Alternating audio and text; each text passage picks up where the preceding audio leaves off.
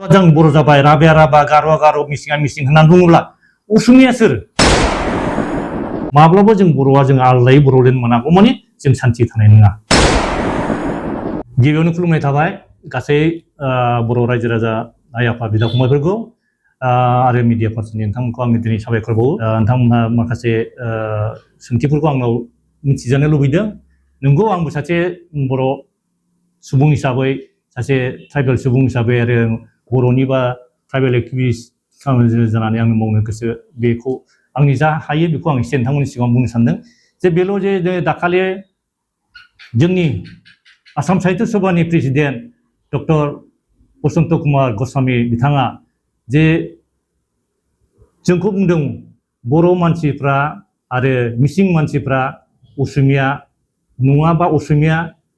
Lira होननानै बुंदों। नंगौ असमिया लिरा बिथांनि खुगायाव बेरखांदों आरो बे मोजां आं धन्यबाद होयो बिथांखौ जे बिथाङा जे बुंबाय असमिया लिरा जों लिरा मानो होनबा जों बर' जों मिसिं जों कार्बि जों जोङो डिमासा जों राभा लालुं जों मानो असमिया लिरनो जों लिरा। दा बेखौ बिसोरो ओरैबायदि सिङाव लाखोमानानै थाबाय थायोमोन जे आसाम इन्टेलेक्सुवेलफ्रा आसामिसफ्रा असमियाफ्रा गरा असमियाफ्रा जे बर'फोरखौ आसामिस असमिया होननानै लाया आसामनि होननानै लाया बिसोरो माने बिसोरो बर' ओइ ट्राइबेल बिदि बाहायो जोंखौ निस माने गाहाय थाखोनि होननानै लानायनि थाखायनो बिसोरो जोंखौ जोहोलसैया आरो बे जोहोलसैया दिनै बसन्त कुमार गस्वामी साहित्य सभानि प्रेसिडेन्ट मानगोनां साहित्य सभानि प्रेसिडेन्ट बिथांनाव बे बेरखांदों आरो बे बेरखांनाया खुगायाव बेरखांनाया बयखौबो मिथिसार होदों जे साफ्राम असमिया सासे साहित्य सभानि प्रेसिडेन्ट बुंदोंब्ला साफ्राम असमिया इन्टेलेक्सुवेलफ्रा बेबादिनो माइन्ड लानानै बिसोरनि माइन्डसेटआ बेनो जे बर' मिसिं राभाफ्रा माने बिसोरो असमिया नङा असमिया नङा। दिनै बिथांमोनहा सोरबा बांला जोंथ' डाइरेक्ट होनो बांगाल बिसोर बांगालबो बुङासो माइन'रिटि आरो बिसोर माइन'रिटि होननानै बिसोर बाहायो मारै माइन'रिटि जेराव माने माने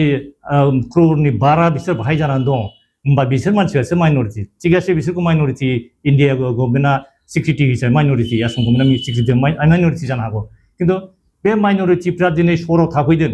सराव माबादि मानसिया थाफैदों बे ब्रह्मपुत्रजों सरजों जेरै दैजों फैयो नावजों फैना गोदान हाबफैदों आरो बेवहाय बिसोरखौ नायग्रा माने बिसोरखौ तदन्त खालामग्रा बा बिसोरखौ सोरबा मोनसे इनिसिएटिभ लाग्रा रावबो गैया। बिसोर गावसोरनि बांलादेश बादि गुबुन बादि बिसोर बे गावसोरनि रायजो बादिसो बाहाय सालायो बाहाय नों आंहा हाबहैनोबो हाया थांनोबो हाखाया। दा बिसोरो बावहाय फैनानै असमिया लादों असमिया भाषा फरायदों होनना बुंनाया नोंखौ बिसोर फरायखानांगोन मानो होनबा बिसोर बांला रायलायोब्ला बाङालि रायलायोब्ला बिसोरखौ जोंथ' भाषायाबो गुबुन कालसाराबो गुबुन मुवा गुबुन होननानै गिनानै बिस्रा आसामाव जों आसामजों मिलायनानै थानांगौब्ला बिस्रा बे पलिसिखौ लानानै बिसोर असमियाखौ लादों। खिन्थु बिसोर जेला लिरो होनबा गावसोरो बांला भाषा लिरो बिसोरो सेन्सासाव बिसोर बांला लिरो खिन्थु बै समाव जों बर' राभा गार' जोंहाथ' जोंनि मिडियाम गैयामोन ना बै समाव 1961 जेला खालामनाय बे समाव बे समनिफ्राय लानानै जोंनि बर'फ्राबो गासिबो असमियाखौ लिरोमोन। बिनि आवगायावथ' बांला लिरदों मानो होनबा जोंनि गिदिर गिदिर गासिबो देरसिनफ्रा बांला मिडियाम फरायदों नालाय बै समाव जों बांला लिरदोंमोन। जेला बांला लिरदों असमियाव जेला भाषा आन्दलन जायो भाषा आन्दलन जाखांनायनि उनाव जेला माबायो होनबा जों गासिबो ट्राइबेल मानसिफ्राबो जोङो असमिया लिरदों। दा असमिया लिरनायखाय नोंखायनो मा आसाम बे असमिया संख्याया बुरजामोन दाथ' बिसोर संख्याया सोर जुदि जोङो बर'आ जों बर' जाबाय राभाया राभा गार'आ गार' मिसिंआ मिसिं होननानै बुङोब्ला असमिया सोर दा बे असमिया सोर दा जोंखौ लाफाया मालानो असमिया खालामबाय बिसोरो जुदि बांगालफोरखौ बाङालिफोरखौ लानानै असमिया खालामोब्ला खालाम खिन्थु दिनै गाबोन बिसोर बेखौबो गिफिनदों दा फैगौ सेन्सासाव जुदि बाङालिफ्रा बा माबाफ्रा बांगालफ्रा बांला मिडियाम लिरोब्ला होमबा गावसोरनि बे असमिया भाषा थागोन आरो जोंबोथ' जों गावबा गावनो लिरखागोन। दा जोंखौ लिरजानो बादों नामा जे बर' दा लिर असमियाखौनो लिर जोंखौ जों बोरै लिराबालानो थानो जों गावनि भाषाखौ लिरगोन खिन्थु जों आसामनि मानसिबा जोंबो असमिया होननानै लायो खिन्थु जोंखौ आसामनि होननानै हमनानै लायाखै बिसोरो जाथिया अनेक थागोन मोनसे देशआव मोनसे स्टेटआव मोनसे माबायाव गोबां जाथि थायो दा खिन्थु नोंसोर असमिया जोंखौ बे जायगानि आसामनि असमिया होननानै जोंखौ लादेरा जों बर' खिन्थु दा बिसोरो गावसिनि खुगायाव बेरखांबाय जे जोङो माने बिसोरो असमिया नङा। ओंखायनो नोंसोरो देखायदो दाना फैगौ सेन्सासाव 27 सेन्सासाव देखायदो जे असमियाया संख्या बेसेबां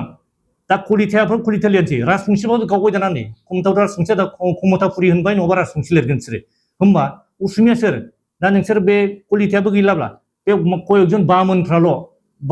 आहमावथ' आहम लिरनोसै आहमा आहमलेनसै बे गगৈ तगै तुरुन बे गौरब गगै उकेल गगै रुरिनजित गगै बिसोरबो गगैफ्रा आहमलेनसै आहम लिरोबा असमिया सोर आसामखौथ' बिसोरनो सालायदोंमोन दा खिन्थु सोर बिदिबालाय बिसोरनि माबाफ्रा जानानै सोर थाबावगोन कलिताफ्राबो गैला होनोब्ला सोर थागोन बिदिबा बे नलबा जों होनसै नामा बे बामोनफोर आरो नलबारिया बर' फिथियाफ्राल' असमिया बिसोरल' जाहैगोन दा होमबा बिसोरनि संख्या गोमाहैगोन दा ओंखायनो बिसोरो मा बिसोरो जों माब्लाबा मिलायनो हायैनि खारना बेनो जे जोंखौबो नोंसोरो कालारा मिलाया जानाय थानाया मिलाया खांख्राइ एम्बु जाग्रा होननानै मुगैखायो ओंखायनो जोङो मिलाया जों नोंसोरजों मिलायनो हाया जोंहा भाषा दं कालचार दं आलदा खाथार जोङो आलदाखायनो जोङो बर'लेण्डबो बिदों आरो जोङो मोनथावथाव बेखौ ब्रिटिशनि समनिफ्रायनो जोंखौ आलदा खालामबोखाथारदों बे जाथिया खुनु इन्डियान माबा जोङो संस्कृतिजों मिलायनो हाया बिस्रा गावस्रा सेपारेट भाषा दं धोरोम दं संस्कृति दं कालचार दं जानाय थानाय सोलिनाय गासिबो आलदाजोब बे आलदायाव बिसोरजों बोरै मिलायनो हानो आरो बिसोर गावसोरबो मिलायखाया ओंखायनो जोंजों मिलायहाया जोंखौ गाहाय थाखोनि होननानै लायो गथिखे जों मिलाया ओंखायनो जोंना एकमात्र बेल' जे जोङो आलदा खाथार जों बर' जोङो ट्राइबेल जोंनि जानाय थानाय धोरोम सिबिनाय गासिबो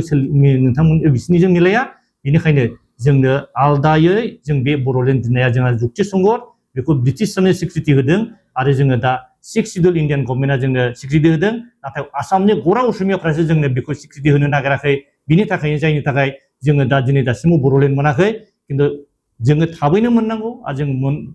जोंनो थाबैनो जोंनो बर'लेण्डखौ खालामनानै होनाया मोजां होमबानो जोङो असमिया मानसिफोरजों जोङो मिला मिसा थानाय बा मोजाङैनो जोङो कअपारेसन खालामगोन भाषा आरो जाथि होननानै आलदा आलदा थानाया गिदिर खोथा बे आलदा जानो हागौ खिन्थु जोङो खाथिनि उसुंसेनि होननानै जों मिलायलायनानै थानाय जानाय माने जोङो परस्पर जों खामानि मावलायनाय जोङो मोजाङै सहजगिता खालामलायनाया बे जिनिसा थाबाय थानांगौ आरो जोङो हिन्दु जाथिया आलदा खिन्थु जों खामानियाव जों मोनसे जालायनानै थानो हानायखौ खालामनानै लालायोबासो बा जोंखौबो बेबायदि जोंनोबो आलदायै सिकिउरिटि होयोबासो जोङो गोजोनै थानो हागोन आरो होमबासो सान्थिया जागोन आरो असमाव नङाबा माब्लाबा जों बर'आ जों आलदायै बर'लेण्ड मोनागौ माने जों सान्थि थानाय नङा।